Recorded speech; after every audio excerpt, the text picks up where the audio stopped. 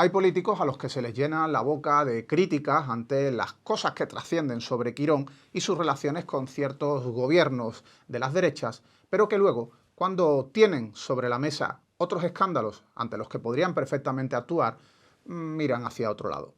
Lamentablemente, los ministerios de Sanidad y Trabajo se han desentendido de la denuncia que presentamos contra el Grupo Quirón por alertar falsamente a trabajadores de un posible riesgo de cáncer tras realizarles reconocimientos médicos, y ello con el único fin de convencerles de que contratasen analíticas adicionales. Sí, el resultado de una analítica relacionada con un reconocimiento médico de un trabajador encargado por su empresa a Quirón, el resultado incluye una advertencia de que los resultados podrían inducir a pensar que hay cáncer de por medio.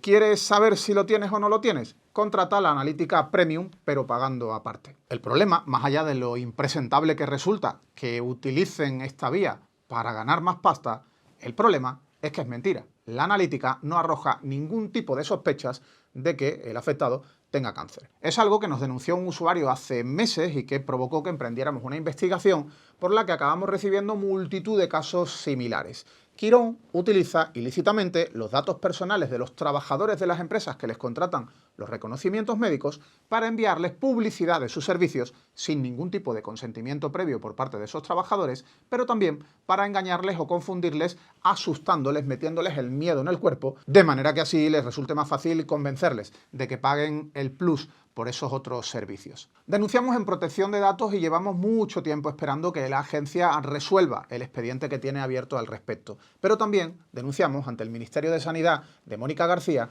y ante el Ministerio de Trabajo de la vicepresidenta Yolanda Díaz. No nos han contado qué han hecho, no nos han contado si han hecho algo ante estas graves prácticas por parte de Quirón. No nos han contado ni tan siquiera si como mínimo le han dicho a Quirón que deje de hacer lo que está haciendo, con independencia de que lo consideren o no ilegal, con independencia de que tengan capacidad o no de aplicarle una sanción. Lo cierto es que el primero de los casos que manejábamos, era rotundamente claro en cuanto a la irregularidad que se estaba cometiendo. La empresa envió al usuario, un socio de Facua, un correo electrónico en el que aparecía una señal de alerta roja con el mensaje: tu analítica presenta alteraciones. Y en un apartado posterior, con el nombre de pruebas recomendadas por nuestro equipo sanitario, se observaba en un primer vistazo palabras como cáncer o diabetes tipo 2. Posteriormente, se indicaba que se podía contratar una ampliación de la analítica por el módico precio de 29,45 euros. Vete a saber cuántos trabajadores habrán pagado esa tarifa extra a Quirón por el miedo en el cuerpo que le metieron, un miedo basado en la más absoluta nada. Soy Rubén Sánchez y en ocasiones veo fraudes.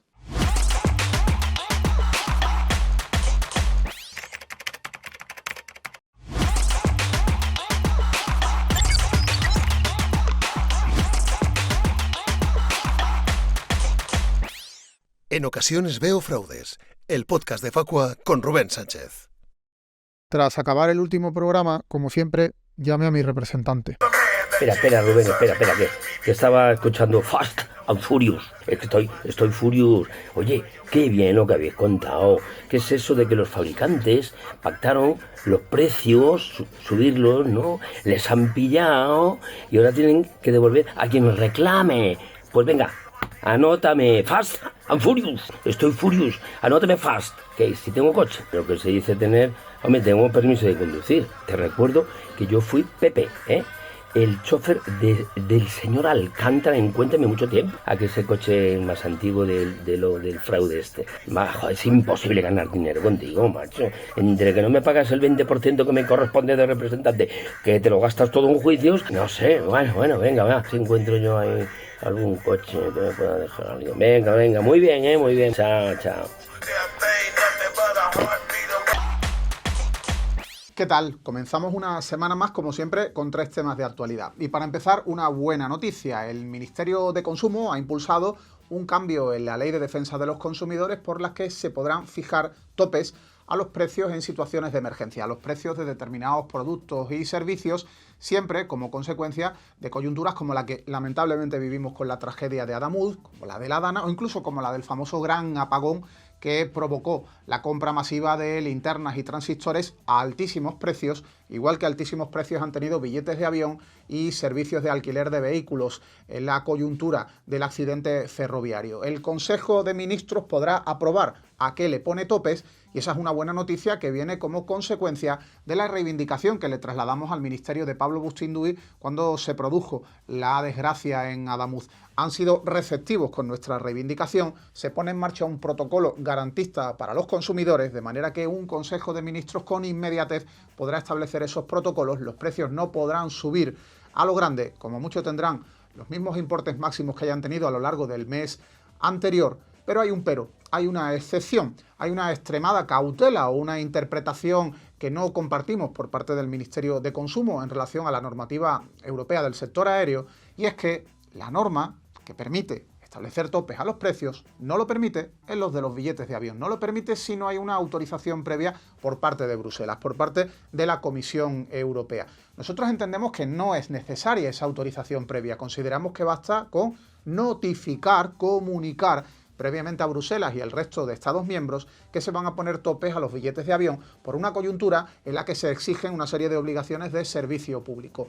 La interpretación por parte del Gobierno y especialmente del Ministerio de Consumo que ha impulsado esta norma es diferente a la nuestra. Nos gustaría que lo reflexionaran porque entendemos que no hay que pedir permiso a Bruselas para llevar a cabo medidas de este tipo, por mucho que haya una normativa que regule la libertad de precios en el sector aéreo a nivel comunitario. Hay coyunturas en las que se pueden llevar a cabo este tipo de excepciones y consideramos que el reglamento comunitario no es un obstáculo para ello. Hay más cuestiones en las que también consideramos que existen carencias a una norma que, como indicaba antes, es una norma muy positiva, pero mejorable. Hay cosas que mejorar de cualquier manera y sobre todo hay que tener en cuenta que esta norma para entrar en vigor tiene que ser validada por el Congreso.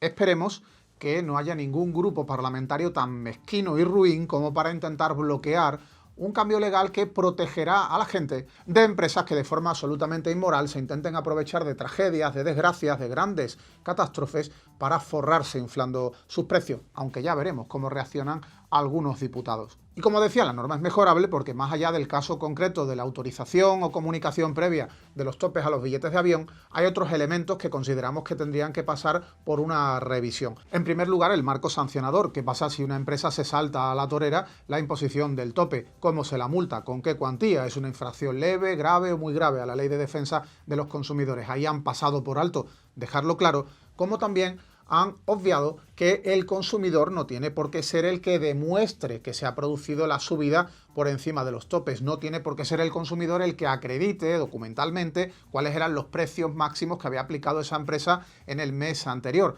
Tendrá que ser la empresa, creemos que tiene que ser la empresa, y por eso hay que modificar el texto legal, la que, en todo caso, acredite, sobre ella pese la carga de la prueba, en relación a cuáles fueron sus precios y por qué, según asegura, ha podido perfectamente aplicar el incremento que aplicó. Y en caso de que no lo justifique, después de haberse negado a pagar al consumidor la diferencia entre lo que le cobró y lo máximo que le tendría que haber cobrado, tendrá que producirse una resolución sancionadora. Esa resolución debería incorporar, y hace falta que la ley así lo prevea, la imposición a la empresa no solo de pagar una multa, sino de pagarle al consumidor el dinero que le corresponde. Si no, nos podemos encontrar con multas a empresas que se salten la norma, pero sin consumidores que reciban su dinero y se vean obligados a acudir a los tribunales. Otro asunto, por si no tuvieran suficiente con lo que sufren, las personas dependientes y sus familias en distintas comunidades autónomas están padeciendo una inacción, una pasividad y unas malas formas por parte de las administraciones autonómicas que son realmente escandalosas. En el caso de Andalucía nos llegamos a encontrar con el extremo de que su teléfono de información sobre la atención a la dependencia no informa a nadie, no tiene a ninguna persona detrás atendiendo al teléfono, sencillamente tiene máquinas, tiene locuciones que te dan 1, 2, 3, 4 opciones para que sepas a qué organismo tendrías que dirigir para pedir que te aclaren la duda que estabas formulando por teléfono. Es una auténtica tomadura de pelo, un insulto a los dependientes y a sus familias, pero la reacción de la Junta de Andalucía a las críticas de Facua ha sido absolutamente alucinante. Cuando les trasladamos en noviembre pasado que habíamos detectado cómo su teléfono de información era más bien de desinformación, la Consejería de Inclusión Social de la Junta de Andalucía, que encabeza Loles López, nos contesta que El teléfono funciona así por razones de eficiencia. Es decir, que un teléfono de información que no informa a nadie porque no tiene a nadie informando es más eficiente cuando funciona de esa manera. Realmente no sabemos qué contestar a esto, pero lo que está claro es que es un ejemplo más de cómo en Andalucía eso de la dependencia parece más una molestia para la administración autonómica que una obligación moral y legal de cara a las familias que necesitan ayudas. Esas ayudas que llegan tan tarde, con tan poca cuantía y muchas veces con tantísimas carencias cuando se empiezan a poner en marcha. Y otro tema. Hemos denunciado ante la Agencia Española de Medicamentos y Productos Sanitarios la venta de unas cápsulas que prometen, obviamente de manera engañosa, propiedades beneficiosas que son prácticamente milagrosas. Se trata de un producto que se llama Glucosol, que por el módico precio de 29 euros y rebajado desde 58, según dicen, aseguran controlar el nivel de azúcar en sangre. Pero no solo eso, estas cápsulas, que dicen estar hechas a base de ingredientes naturales, también prometen regular las funciones inmunológicas y metabólicas, mejorar la piel y normalizar el estado psicoemocional. Un auténtico milagro, sirven para absolutamente todo. Eso sí, la empresa intenta cubrirse las espaldas añadiendo al final de su página web, en un tamaño de letra minúsculo, que el uso de estas cápsulas no pretende sustituir las recomendaciones, los diagnósticos o los tratamientos médicos profesionales. Son milagrosas, pero no tanto. Eso sí,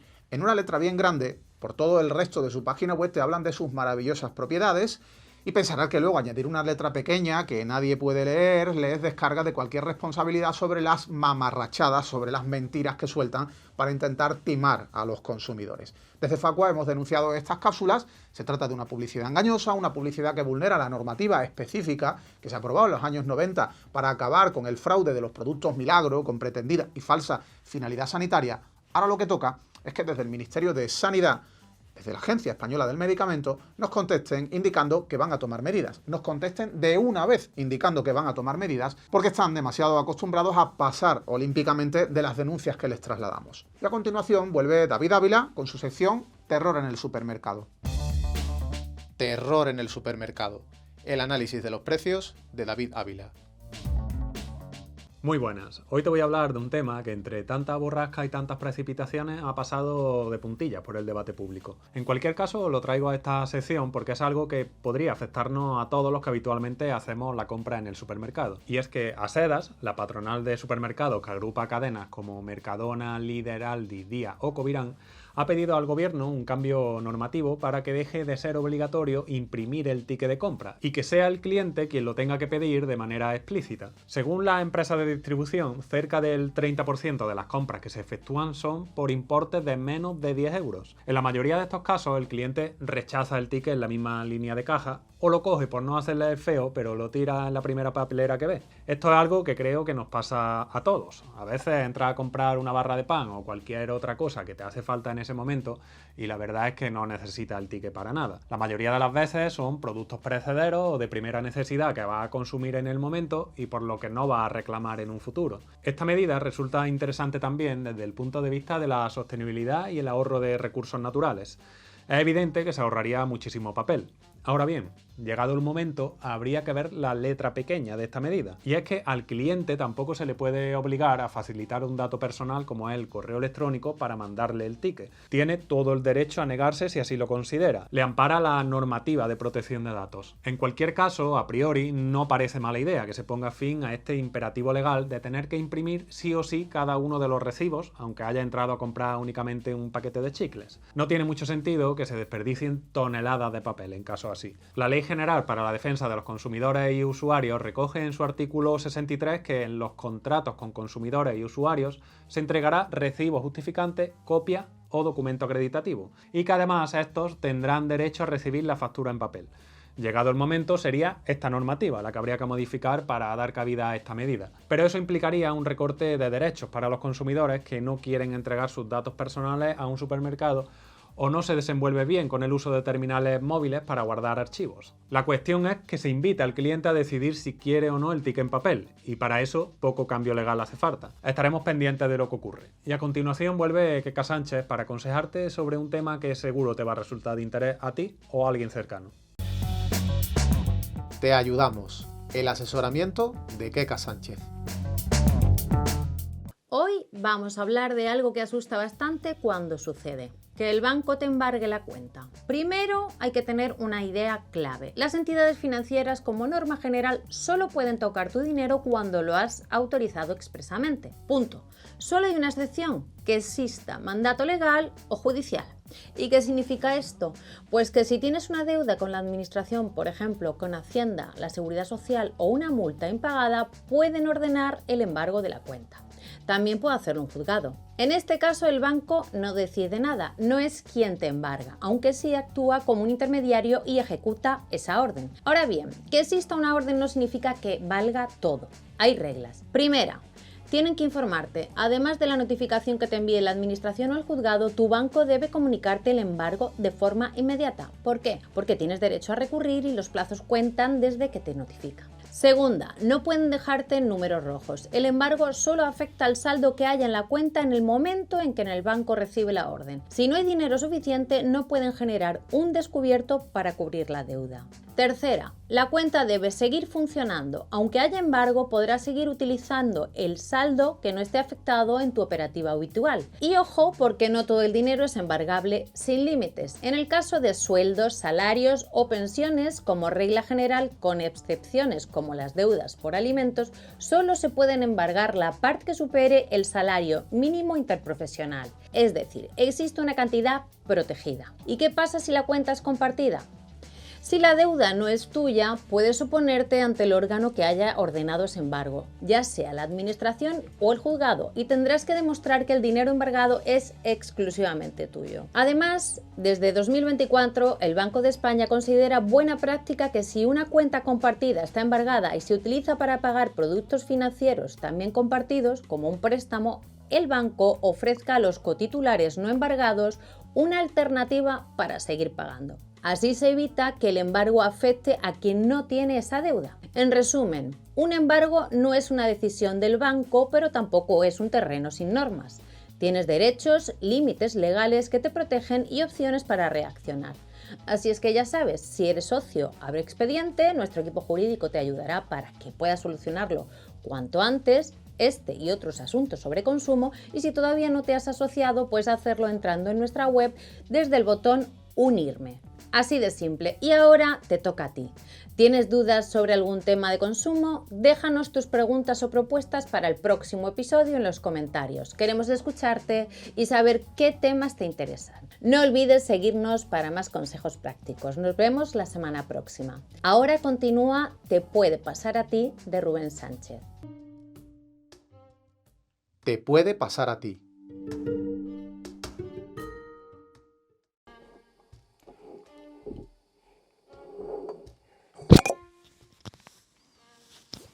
Ojo a esta historia sobre una socia de Facua que tuvo multitud de problemas con un hotel, ya que algo parecido te puede pasar a ti o a alguien cercano. Esta historia le ocurrió a Rosa en sus vacaciones de verano de 2025. Reservó una semana en el Hotel RV Sea Club Menorca, un alojamiento en primera línea de playa, un hotel supuestamente de 4 estrellas por el que pagó 1.432 euros. Cuando llegó allí descubrió que de esas estrellas le sobraban unas cuantas. La habitación estaba en mal estado. En su cocina había utensilios sucios y oxidados, restos de pintura y también suciedad por toda la estancia. El aire acondicionado no funcionaba, pese a que estaba en pleno verano. Una auténtica habitación de lujo, según ellos. Pero es que otros servicios del hotel no estaban mucho mejor. En el buffet, por ejemplo, la comida que se servía en muchos casos estaba cruda, había que reutilizar los mismos utensilios para varias comidas y había una enorme tardanza en servir las bebidas. Rosa decidió presentar una hoja de reclamaciones ante el hotel desde el primer momento, recopilando fotografías y vídeos de todas las deficiencias que encontró para tener pruebas. Llegó a consultar las reseñas del hotel en internet, donde pudo comprobar que sus problemas no eran solo suyos. Otros clientes anteriores ya advertían de este tipo de incidencias en el alojamiento. La afectada terminó su estancia en el hotel sin recibir ninguna respuesta por parte de la empresa a su reclamación, así que en cuanto volvió a casa, la interpuso, esta vez ante el organismo de consumo del Consell Insular de Menorca. En esa reclamación pedía que el establecimiento le reembolsara la mitad de los 1.432 euros que había pagado por su estancia.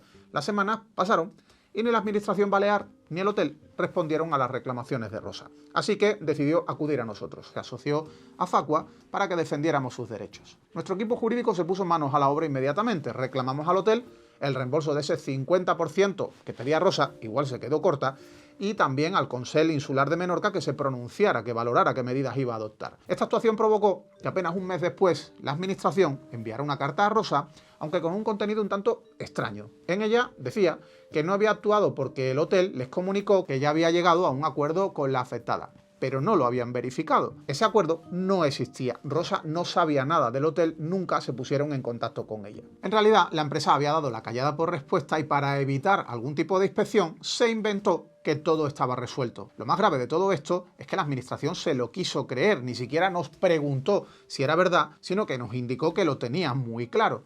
No sabemos si finalmente inspeccionaría a la empresa y tomaría medidas al detectar, si es que las detectó, sus irregularidades. Lo que sí sabemos es lo que pasó después de que desde Facua nos volviéramos a dirigir al hotel para que nos aclararan cuál era ese supuesto acuerdo que decían que habían alcanzado con nuestra socia. Y finalmente el RV Hotel Sea Club Menorca nos ha contestado aceptando la reclamación, reconociendo los problemas que había sufrido Rosa y abonándole la mitad de lo que pagó, 689,60 euros que ya están en su cuenta bancaria. Sí, ser socio de Facua sirve para resolver problemas como este y también para que los consumidores seamos más fuertes en la lucha contra los abusos de empresas y gobiernos.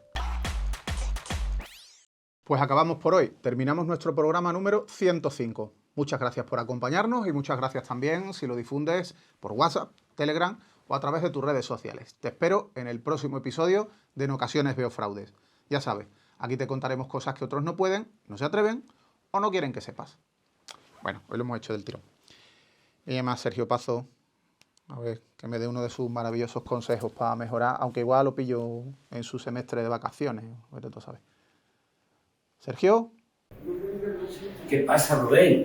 Oye, muy bien lo del hotel de esa señora. Muy bien, hay que reclamar. Si no tienen las condiciones que dicen y no cumplen, hay que reclamar, hombre.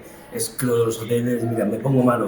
Yo no sé si podríamos intentar, no sé, algún caso que he tenido yo en hoteles. No, a ver, yo gastar dinero en hoteles, yo casi nunca voy a un hotel, a menos que me inviten a una chorrada. Eso, a ver, a lo mejor hay algo gastronómico que me toca, entonces sí, pero si no, yo no voy a hoteles, no. Yo siempre llevo mi tienda de campaña, claro, que no se puede.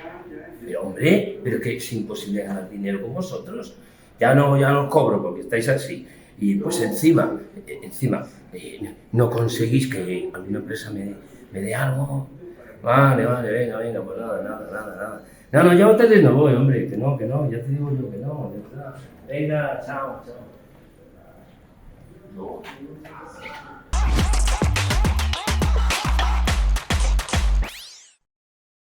En Ocasiones Veo Fraudes, el podcast de Facua con Rubén Sánchez.